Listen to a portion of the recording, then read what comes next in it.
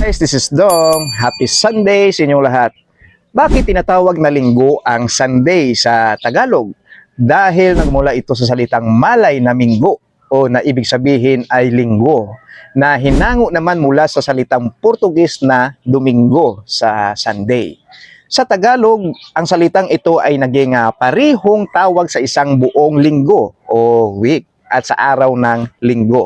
Ang Domingong salita naman, ito ang orihinal na salitang Kastila na ginagamit din sa ibang wika sa Pilipinas tulad ng Bisaya at Hiligaynon para sa Sunday na galing sa Latin na Dies Dominicus o Araw ng Panginoon. Ang Minggo o Linggo sa impluwensya ng kalakalan noong sa Timog Silangang Asya, ang Domingo ng mga Portuges ay naging Minggo sa Malay at kalaunan ay naging Linggo sa Tagalog, kung saan nagbago ang tunog ng unang titik at lumipat sa diin.